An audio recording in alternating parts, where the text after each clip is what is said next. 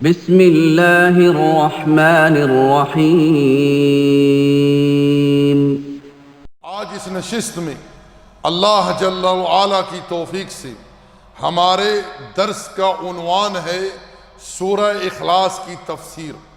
اللہ جل وعلا سے دعا ہے کہ رب ذوالجلال تقدس و تعالی ہم سب کو جہاں تک میری آواز پہنچے ہمیں حق کو سمجھنے کی، حق پر ایمان رکھنے کی اور عمل کرنے کی توفیق عطا فرمائے۔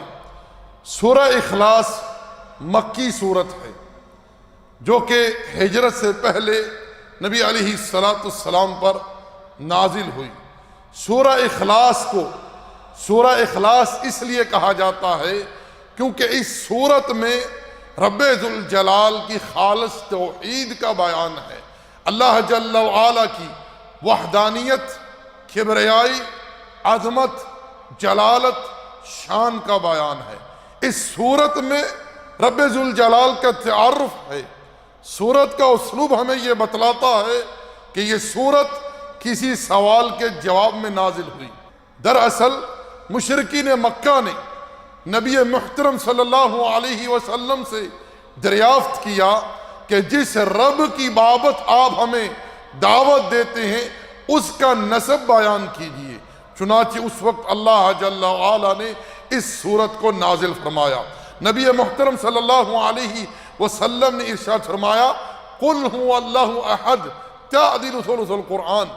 یہ سورہ اخلاص ایک تہائی قرآن کے برابر ہے، ایک تہائی قرآن کے برابر ہے۔ نبی محترم صلی اللہ علیہ وسلم اس سورت کی قرات کا بڑا اہتمام فرماتے، نمازوں کے بعد جو اذکار اس میں پڑھتے، صبح و شام کے اذکار میں پڑھتے، رات کو سونے سے پہلے اس سورت کی تلاوت فرماتے۔ اسی طرح فجر کی 2 رکعت سنتیں جب ادا فرماتے، پہلی رکعت میں سورہ کافرون کی تلاوت کرتے، دوسری رکعت میں سورہ اخلاص کی تلاوت فرماتے صلی اللہ علیہ وسلم۔ اسی طرح جب آپ علیہ السلام مغرب کی 2 رکعت سنت ادا فرماتے تو پہلی رکعت میں سورہ کافرون کی تلاوت فرماتے اور دوسری رکعت میں سورہ اخلاص کی تلاوت فرماتے۔ اللہ جل وعلا نے رسول اللہ صلی اللہ علیہ وسلم سے خطاب کرتے ہوئے ارشاد فرمایا قل، آپ کہہ دیجئے، اس بات کا اعلان فرما دیجئے، یہ خطاب رسول اللہ سے ہے لیکن مخاطب تمام انسانیت، تمام جنات، تمام ملائکہ ہیں۔ آپ کہہ دیجئے اللہ احد، اللہ احد ہے، ایک ہے، تنہا ہے، یکتا ہے جل وعلا۔ یاد رکھیں اللہ رب ذوالجلال کا ذاتی نام ہے۔ اللہ جل وعلا کا یہ مقدس نام دیگر تمام صفات کا موصوف بنتا ہے۔ ابن قیم رحمۃ اللہ علیہ فرماتے ہیں اللہ جل وعلا کے اس مقدس نام کے معنوی خصائص کا احاطہ کرنا ممکن نہیں ہے۔ اللہ کا اصل الالہ ہے بمعنی معبود۔ آپ کہہ دیجئے اللہ ایک ہے، بات کو سمجھ لیں، اللہ تنہا ہے، احد ہے۔ کس معاملے میں؟ اپنی ذات میں تنہا ہے، اکیلا ہے۔ وہی جل وعلا اس کائنات کا معبود برحق ہے۔ وَإِلَٰهُكُمْ إِلَٰهٌ وَاحِدٌ، تمہارا معبود ایک ہے، تنہا ہے۔ موسیٰ علیہ السلام سے ارشاد فرمایا اِنَّنِي أَنَا اللَّهُ لَا إِلَٰهَ إِلَّا أَنَا فَاعْبُدْنِي، میں ہی اللہ ہوں، میری ہی عبادت کرو، میری ہی لیے نماز قائم کرو۔ اللہ جل وعلا کے سوا کوئی اس کائنات میں اللہ نہیں، نہ ہی مخلوقات میں سے کسی کی یہ جرت ہے کہ وہ اپنے آپ کو اللہ کہے۔ یہ اسم، یہ شان، یہ مقام خاص ہے رب ذوالجلال کے لیے، تقدس و تعالی کے لیے۔ اللہ احد ہے اپنی ذات میں، اپنی ربوبیت میں، وہ اکیلا اس کائنات کا رب ہے، بمعنی خالق ہے، اس کے سوا کوئی خالق نہیں۔ وہ اکیلا اس کائنات کا مالک ہے، اس کے سوا کوئی مالک نہیں۔ ہر شے اسی ہی کی ملکیت ہے۔ وہ جل وعلا اس کائنات میں ہر شے کا رازق ہے، ہر شے کا رازق ہے۔ وہ جل وعلا اس کائنات میں ہر شے کا مدبر ہے، پوری کائنات کے معاملات وہی بناتا ہے۔ وَمَن يُدَبِّرُ الْأَمْرَ فَسَيَقُولُونَ اللَّهُ۔ مشرکین مکہ بھی اس بات کو جانتے تھے، مانتے تھے، اقرار کرتے تھے، پوری کائنات میں تدبیر کرنے والا کون ہے؟ اللہ۔ أَلَا لَهُ الْخَلْقُ وَالْأَمْرُ، ساری خلق اسی ہی کے لیے ہے، اسی ہی نے ہر شے کو پیدا کیا ہے، اور امر بھی اسی کا نازل ہوتا اور ہر شے پر قائم ہوتا ہے۔ تقدس و تعالی کا اللہ جل وعلا اپنی الوہیت میں تنہا ہے، اس کے سوا کوئی الہ نہیں، ہر قسم کی عبادت کا وہی مستحق ہے تقدس و تعالی، چاہے مالی عبادت ہو، چاہے بدنی عبادت ہو، چاہے زبانی عبادت ہو، چاہے قلبی عبادت ہو، ہر قسم کی عبادت کس کے لیے؟ ایک اللہ کے لیے۔ یاد رکھیں، دعا عبادت ہے، استعانت عبادت ہے۔ اگر کسی شخص نے اللہ وحدہ لا شریک کو چھوڑ کر دعا جیسی عظیم عبادت، استعانت جیسی عظیم عبادت کسی اور کے لیے صرف کی، ما فوق الاسباب، کسی اور کو پکارا، کسی اور سے دعا کی، کسی اور سے استعانت کی، تو ایسے شخص نے اللہ کی عبادت میں شرک اکبر کا ارتکاب کیا۔ ایسے شخص نے اللہ کی عبادت میں شرک اکبر کا ارتکاب کیا۔ اللہ جل وعلا نے قرآن میں تمام خلق کو خطاب کرتے ہوئے ارشاد فرمایا، وَقَالَ رَبُّكُمُ ادْعُونِي أَسْتَجِبْ لَكُمْ، اور تمہارا رب کہتا ہے مجھے پکارو میں قبول کروں گا۔ إِنَّ الَّذِينَ يَسْتَكْبِرُونَ عَنْ عِبَادَتِي سَيَدْخُلُونَ جَهَنَّمَ دَاخِرِينَ، اور جو لوگ میری عبادت سے، مجھے پکارنے سے تکبر کرتے ہیں، میں ایسے لوگوں کو رسوا کر کے جہنم میں داخل کروں گا۔ صحیح مسلم میں جناب ابو ہریرہ رضی اللہ تعالی عنہ بیان کرتے ہیں، قال رسول اللہ صلی اللہ علیہ وسلم، ينزل ربنا تبارک و تعالی كل ليلة إلى السماء الدنيا حين يبقى ثلث الليل الآخر يقول من يدعوني فأستجيب له ومن يسألني فأوتيه ومن يستغفرني فأغفر له۔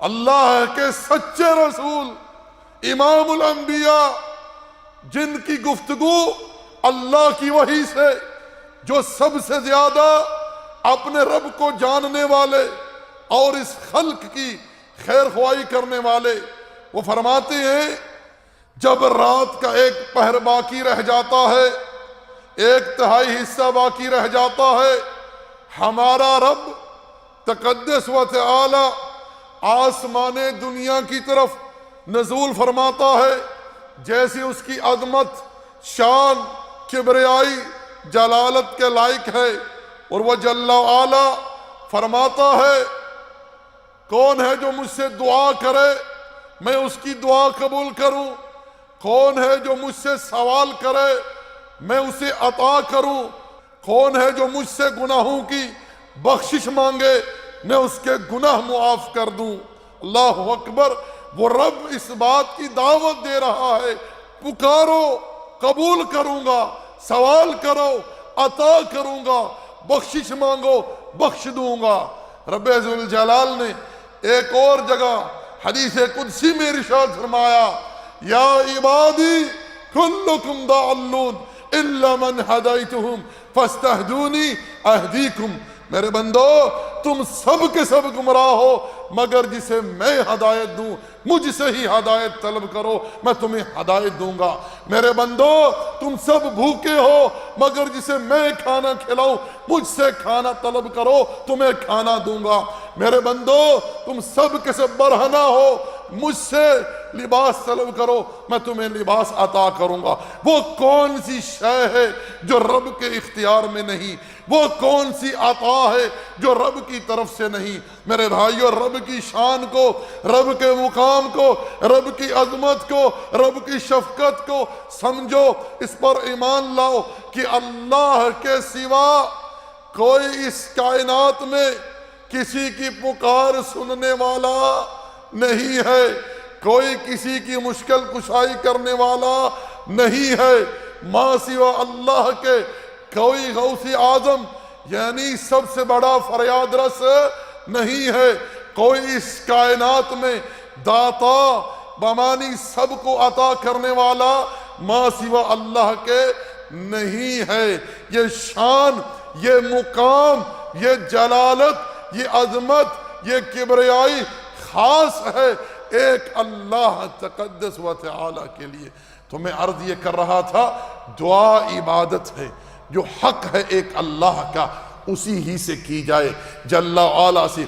جو رب سے مانگتا ہے رب اس پر خوش ہوتا ہے، جو رب سے نہیں مانگتا رب اس سے ناراض ہوتا ہے۔ ہر قسم کی عبادت کس کے لیے ہو؟ ایک اللہ وحدہ لا شریک ہی کے لیے۔ اسی طرح رب ذوالجلال اپنی صفات میں تنہا ہے، اپنے اوصاف میں تنہا ہے، جل وعلا۔ جو صفات اس کی ہیں اس میں کوئی اس کا شریک نہیں۔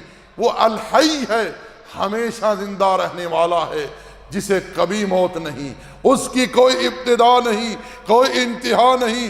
هو الاول والآخر والظاہر والباطن، اللہم انت الاول فلیس قبلک شیء وانت الآخر فلیس بعدک شیء۔ وہ جل وعلا الحی ہے، ہمیشہ رہنے والا ہے، کمال حیات کی صفت سے متصف ہے، تقدس و تعالی۔ کل من علیہا فان ویبقى وجہ ربک ذو الجلال والاکرام۔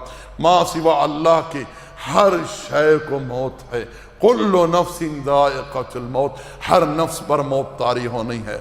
کوئی اللہ کے سوا کسی زندگی کا مالک نہیں ہے۔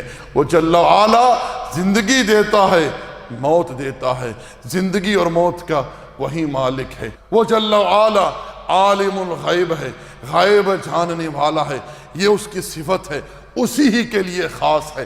ماں سوا اللہ کے اس کائنات میں کوئی غیب نہیں جانتا۔ اللہ جل وعلا نے اپنے پیغمبر امام الانبیاء سید ولد آدم علیہ السلام سے کہلوایا، قل انی لا املک لنفسی نفعا ولا ضرا الا ما شاء اللہ ولو كنت اعلم الغیب لاستکثرت من الخیر وما مسنی السوء۔ آپ کہہ دیجئے میں محمد رسول اللہ اپنی ذات کے لیے نفع اور نقصان کا اختیار نہیں رکھتا، مگر جو اللہ چاہے۔ اگر میں غیب جانتا تو میں کثرت سے بھلائی جمع کر لیتا، مجھے کوئی تکلیف نہ پہنچتی۔ تو یاد رکھیں رب ذوالجلال ہی عالم الغیب ہے، اس کے سوا کوئی غیب نہیں جانتا۔ وہ جل وعلا اپنی صفات میں تنہا ہے، اکیلا ہے۔ ارشاد فرمایا قل هو اللہ احد، کہہ دیجئے اللہ ایک ہے، تنہا ہے، یکتا ہے، جل وعلا۔ اللہ الصمد، اللہ بے نیاز ہے، ہر شے سے جل وعلا بے نیاز ہے۔ وہ کسی معاملے میں کسی مخلوق کا محتاج نہیں ہے۔ وہ جل وعلا اس کائنات کا معبود ہے، اس کائنات کا محمود ہے۔ وہ آسمانوں میں عبادت کیا جاتا ہے، وہ زمین پر عبادت کیا جاتا ہے۔ وہ جل وعلا آسمانوں پر تعریف کیا جاتا ہے، وہ جل وعلا زمین پر تعریف کیا جاتا ہے۔ ہر قسم کی عبادت، ہر قسم کی تعریف اول و آخر اسی ہی کے لیے ہے، جل وعلا کے لیے۔ اس کا یہ ارشاد ہے، یا ایھا الناس انتم الفقراء الی اللہ واللہ هو الغنی الحمید۔ لوگو تم سب کے سب، تمام ملائکہ، تمام جنات، تمام انسانیت، ساری خلق اللہ کی محتاج ہے، اللہ کسی کا محتاج نہیں ہے۔ وہ جل وعلا ہر شے سے غنی ہے اور ہر قسم کی تعریف کا مستحق ہے تقدس و تعالی۔ یہاں رب ذوالجلال کے کمال غنا کا بیان ہے۔ آگے ارشاد فرمایا لم یلد ولم یولد، نہ اللہ نے کسی کو جنا ہے اور نہ ہی کسی نے اللہ کو جنا ہے۔ رب ذوالجلال اولاد سے پاک ہے، بیوی سے پاک ہے تقدس و تعالی۔ یہاں رد ہے نصرانیوں پر، یہاں رد ہے یہودیوں پر۔ یہودیوں نے کہا کہ عزیر اللہ کا بیٹا ہے، نصرانیوں نے کہا مسیح اللہ کا بیٹا ہے۔ رب ذوالجلال ارشاد فرماتا ہے یا اہل الکتاب لا تغلوا فی دینکم، اہل کتاب دین میں غلو مت کرو، ولا تقولوا علی اللہ الا الحق، اللہ کے بارے میں سوائے حق کے کچھ مت کہو۔ اللہ جل وعلا تنہا ہے تقدس و تعالی، وہ یکتا ہے جل وعلا۔ یاد رکھیں جو لوگ رب ذوالجلال کے لیے اولاد ثابت کرتے ہیں، جو رب ذوالجلال کی خلق کو اللہ جل وعلا کی ذات اقدس کا جز قرار دیتے ہیں، اللہ جل وعلا نے ایسے لوگوں کو کافر قرار دیا ہے۔ ارشاد فرمایا لقد کفر الذین قالوا ان اللہ المسیح ابن مریم، تحقیق ایسے لوگ کافر ہو گئے جنہوں نے کہا کہ مسیح علیہ السلام بھی اللہ ہے معاذ اللہ۔ اللہ جل وعلا حدیث قدسی میں ارشاد فرماتا ہے کہ ابن آدم مجھے گالی دیتا ہے، ابن آدم مجھے گالی دیتا ہے، میرے لیے اولاد ثابت کرتا ہے، حالانکہ میں لم یلد ولم یولد ہوں، میں تنہا ہوں، میں نے کسی کو نہیں جنا اور نہ ہی کسی نے مجھے جنا ہے۔ میرے بھائیو میرے دوستو، رب ذوالجلال کے لیے اولاد ثابت کرنا یہ اتنا سنگین گناہ ہے، اتنا خطرناک گناہ ہے۔ اللہ جل وعلا ارشاد فرماتا ہے وَقَالُوا اتَّخَذَ الرَّحْمَنُ وَلَدًا، اور انہوں نے کہا کہ رحمان نے اولاد ٹھہرائی ہے۔ لَقَدْ جِئْتُمْ شَيْئًا إِدًّا، تم نے نہایت ہی نامعقول بات کہی۔ تَكَادُ السَّمَاوَاتُ يَتَفَطَّرْنَ مِنْهُ وَتَنشَقُّ الْأَرْضُ وَتَخِرُّ الْجِبَالُ هَدًّا أَن دَعَوْا لِلرَّحْمَنِ وَلَدًا، آسمان ٹوٹ کر گر پڑے، زمین پھٹ جائے، پہاڑ ریزہ ریزہ ہو جائیں، انہوں نے اللہ رحمان کے لیے اولاد ثابت کی۔ وَمَا يَنبَغِي لِلرَّحْمَنِ أَن يَتَّخِذَ وَلَدًا، اللہ رحمان کی شان کے یہ لائق ہی نہیں ہے کہ وہ کسی کو اپنی اولاد قرار دے۔ ان کل من فی السماوات والارض الا آتی الرحمن عبدا، آسمان اور زمین میں جو کچھ ہے سب اس کے غلام بن کر پیش ہونے والے ہیں۔ یہ چیز رب ذوالجلال کی شان کے لائق نہیں ہے تقدس و تعالی کی۔ ارشاد فرمایا وَلَمْ يَكُنْ لَهُ كُفُوًا أَحَدٌ، اور کوئی اس کا ہمسر نہیں، وہ اپنی ذات میں تنہا ہے، وہ اپنی عبادات میں اپنی الوہیت میں تنہا ہے، وہ جل وعلا اپنے تمام اسماء و صفات میں تنہا ہے۔ لَيْسَ كَمِثْلِهِ شَيْءٌ وَهُوَ السَّمِيعُ الْبَصِيرُ، اس کا مثل کوئی شے نہیں، وہ جل وعلا ہر شے سے پاک ہے اور وہ سننے والا اور دیکھنے والا ہے تقدس و تعالی۔